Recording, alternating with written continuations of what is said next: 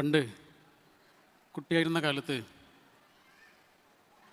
ഞങ്ങളുടെ വീട്ടിൽ 4 ആൺകുട്ടികളാണ്. ചെറിയ പ്രായത്തിൻ്റെ വ്യത്യാസമേ ഉള്ളൂ. ഞങ്ങൾക്ക് എല്ലാവർക്കും ഇടിമിന്നൽ പേടിയാണ്. മിന്നുന്നതേ പേടിയാണ്, സൗണ്ട് അതിലേറെയും പേടിയാണ്. ഉമ്മാക്കും പേടിയാണ്, വാപ്പക്കും പേടിയാണ്. അപ്പോൾ ഇടിമിന്നാന്ന് വന്നാൽ ഉമ്മ എന്താ ചെയ്യാന്നറിയോ? എല്ലാവരെയും ഉമ്മയുടെ അടുത്തേക്ക് വിളിക്കും. എന്നിട്ട് ഞങ്ങളെല്ലാവരും, വാപ്പ മിക്കവാറും ആ സമയത്ത് വീട്ടിലുണ്ടാവില്ല, ഉമ്മൻ്റെ കൂടെ ഇങ്ങനെ ചുറ്റിപ്പിടിച്ച് ആ പേടിയിൽ നിന്ന് അഭയം തേടും. ആ സമയത്തും പുറത്ത് ഇടിമിന്നുന്നുണ്ടാവും. ഒരുപക്ഷെ നേരത്തെ ഉള്ളതിനേക്കാൾ ഇടിമിന്നുന്നുണ്ടാവും. പക്ഷെ ഇപ്പോൾ പേടിയില്ല. അതിൻ്റെ കാരണം ഉമ്മയുടെ കരവലയത്തിൻ്റെ ഉള്ളിലാണ് എന്ന അഭയബോധമാണ്. എന്തിനാണ് ഈ സമ്മേളനം? എന്തിനാണ് നമ്മളെല്ലാവരും ഇവിടെ ഒരുമിച്ച് കൂടിയത്?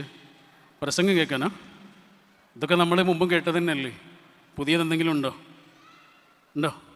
പിന്നെ എന്തിനാണ് ഈ ഒരുമിച്ച് കൂടിയത്?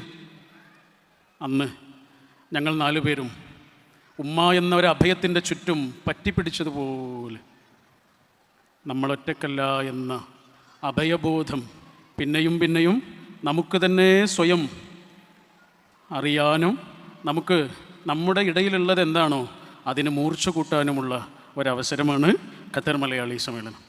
കേട്ടോ, പ്രസംഗം കേൾക്കാനും നല്ലത്. ഞാൻ ആലോചിക്കാം, 5ാമത് ഖത്തർ മലയാളി സമ്മേളനത്തിൻ്റെ ഭാഗമായിട്ട് ലോക മലയാളികൾക്ക് ഒരു പ്രബന്ധരചനാ മത്സരം സംഘടിപ്പിച്ചിരുന്നു.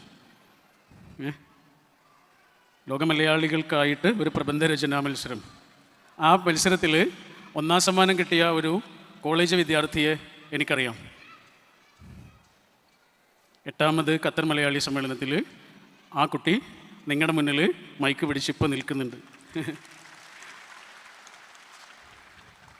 ജീവിതം ഒരു വലിയ അത്ഭുതമല്ല എന്നും ചെറിയ ചെറിയ കുറേ അത്ഭുതങ്ങളാണ് എന്നും ജീവിതം എത്ര പ്രാവശ്യമാണ് നമുക്ക് പറഞ്ഞു തന്നിട്ടുള്ളത്, അല്ലേ?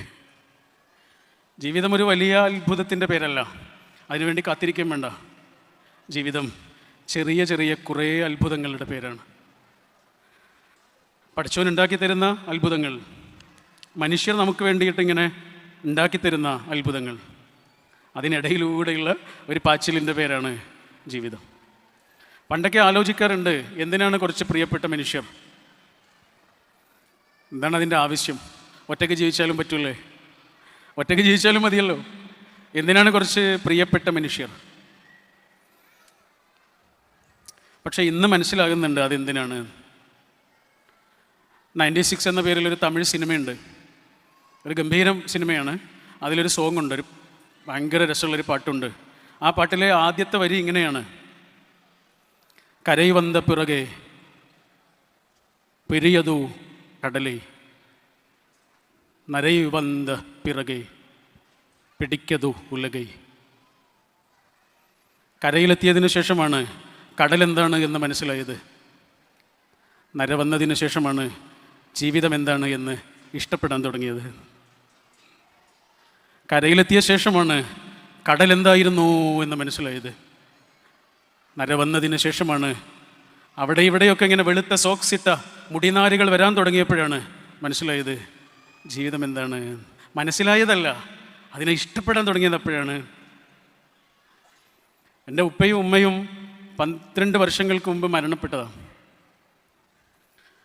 30 വയസ്സിങ്ങനെ തുടങ്ങിയതിൻ്റെ ആ സമയത്ത് എനിക്ക് ആ 2 ആളുകളും പോയി. ഇപ്പം ചില സമയത്തൊക്കെ ഇങ്ങനെ ഞങ്ങൾ 3 ആളുകൾ, ഞാനും അവളും മോനും, ഒരുമിച്ചിരിക്കുന്ന സമയത്തോ യാത്ര ചെയ്യുന്ന സമയത്തോ ഒക്കെ ഇങ്ങനെ ഉമ്മയെക്കുറിച്ചോ ഉപ്പയെക്കുറിച്ചോ, അതല്ലെങ്കിൽ എൻ്റെ ഒരു ജ്യേഷ്ഠനുണ്ടായിരുന്നു, അവന് 26ാമത്തെ വയസ്സിലാണ് മരിച്ചത്.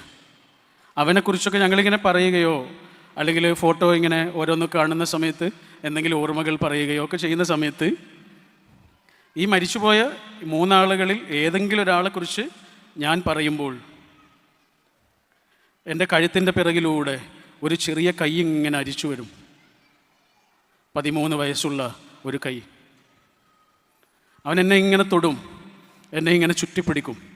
അവന് മനസ്സിലായി എൻ്റെ ഉള്ളു പൊള്ളുന്നുണ്ട്, ഞാൻ ഏതൊക്കെയോ ഓർമ്മകളിൽ ചെന്ന് തട്ടി മനസ്സ് നോവുന്നുണ്ട്. അങ്ങനെ ഓരോ സമയത്തും ആ 13 വയസ്സുകാരൻ്റെ കൈത്തലം എൻ്റെ പിറകെ ഇങ്ങനെ വന്ന് തൊടും. ഇപ്പം എനിക്ക് മനസ്സിലാകുന്നുണ്ട് എന്തിനാണ് പ്രിയപ്പെട്ട മനുഷ്യർ.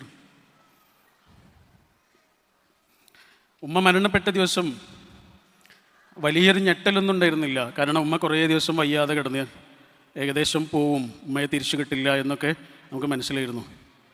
അങ്ങനെ ഉമ്മ പോയി. 2013 ഓഗസ്റ്റ് മാസം 28-ാം തീയതി ഉമ്മ പോയി. അന്ന് പകൽ സമയത്ത് അതിൻ്റെ ദുഃഖം എത്ര ആഴമുള്ളതാണ് എന്ന് ആലോചിക്കണില്ല. അങ്ങനെ ഒരു സങ്കടം ഉള്ളിലുണ്ട്, പക്ഷേ അതിനെക്കുറിച്ച് അങ്ങനെ ചിന്തിക്കുന്നില്ല. കുറേ ആളുകൾ വരുന്നു, അങ്ങനെ ആ സമയം ഇങ്ങനെ കടന്നു പോകുന്നു. പക്ഷെ രാത്രിയായിട്ട് എത്ര കിടന്നിട്ട് ഉറക്കം വരുന്നില്ല. ഇങ്ങനെ അങ്ങോട്ട് തിരിഞ്ഞ് മറിഞ്ഞ് ഇങ്ങനെ കിടക്കുക. എത്ര ശ്രമിച്ചിട്ട് ഉറങ്ങാൻ കഴിയാത്ത രാത്രിയായിരുന്നു. അപ്പോൾ ആലോചിച്ചത് എന്താണെന്നറിയോ? എന്താണോ ആ സമയത്ത് മനസ്സിലുള്ളത് അതൊന്ന് എഴുതി വെക്കാമെന്ന് തീരുമാനിച്ചു. പുലർച്ചെ ഒരു 3 മണിയൊക്കെ ആയിട്ടുണ്ടാവും. അങ്ങനെ ബെഡിൽ നിന്ന് ഇങ്ങനെ എഴുന്നേൽക്കുക. ആ സമയത്ത് ഒരാൾ എന്നെ ഇങ്ങനെ പിടിച്ചു. കാരണം അയാൾക്ക് മനസ്സിലായി ഞാൻ ഇത്ര നേരവും ഉറങ്ങിയിട്ടില്ല. അങ്ങനെ പതുക്കെ എഴുന്നേറ്റ് വന്ന് എഴുതി വെച്ചൊരു 3-4 വരികളുണ്ട്. ഡയറിയിൽ എടുത്തിട്ട് ഇങ്ങനെ എഴുതി വെച്ചൊരു 3-4 വരികൾ. കവിത എന്നൊന്നും പറയാൻ പറ്റില്ല, കവിതയുടെ നിയമങ്ങളൊന്നും പാലിക്കുന്ന ഒന്നല്ല അത്. പക്ഷെ കവിത പോലെ എഴുതി വെച്ച വരികളാണ്. ഇത് സത്യമാണ്. ഈ പറയുന്ന വരികൾ മുഴുവനും സത്യമാണ്. അതിങ്ങനെയാണ്: ഉമ്മ പോകുമ്പോൾ ഉണങ്ങിയ കെട്ടിടമാകും വീട്, ഉറക്കം പാതിയിൽ മുറിയും, ഉണർന്നിരുന്ന ഓർമ്മകൾ കരയും. ഉമ്മ നട്ടതും നനച്ചതും നൂലിൽ കോർത്തതും ഓതി അടയാളമിട്ടതും കണ്ട് മനസ്സിലൊരു മഴ തുടങ്ങുന്നത് അവൾ മാത്രം തൊട്ടറിയും. അവളും ഉമ്മയാണല്ലോ. എനിക്ക് മനസ്സിലാകുന്നുണ്ട് എന്തിനാണ് പ്രിയപ്പെട്ട മനുഷ്യർ. ഉമ്മ മരിച്ചിട്ട് 10 വർഷങ്ങളായി. ഉമ്മ മരിച്ച ആ ദിവസം മുതൽ ഈ ദിവസം വരെ എൻ്റെ ജീവിതത്തിലേക്ക് വന്ന ആ പെൺകുട്ടി എനിക്ക് 2ാമത്തെ ഉമ്മയാവുകയായിരുന്നു. അപ്പം എനിക്ക് മനസ്സിലായി ആ ആൾക്ക് ഞാൻ 2ാമത്തെ ഉപ്പയാവണം. ഒരച്ഛന് അല്ലെങ്കിൽ ഒരു വാപ്പയ്ക്ക് മകളെ സ്നേഹിക്കുക, മകളുടെ സ്വപ്നങ്ങളുടെ കൂടെ നിൽക്കുക, അവളോട് കാരുണ്യം കാണിക്കുക, അത് വളരെ ഈസി ആയിട്ടുള്ളൊരു കാര്യമാണ്. എല്ലാ അച്ഛന്മാരും വാപ്പന്മാരും അത് സ്വാഭാവികമായും ചെയ്യും. പക്ഷേ 2ാമത്തെ വാപ്പയാവുക എന്നുള്ളത്, 2ാമത്തെ അമ്മയാവുക എന്നുള്ളത് ഒരു നിസ്സാരമായ കാര്യമേ അല്ല. അതൊരാളുടെ ഉള്ളിൽ നിന്നുള്ള കരുണ കൊണ്ട് അയാൾ സ്വയം പ്രകടിപ്പിക്കുന്ന ഒരനുഭവമാണ്.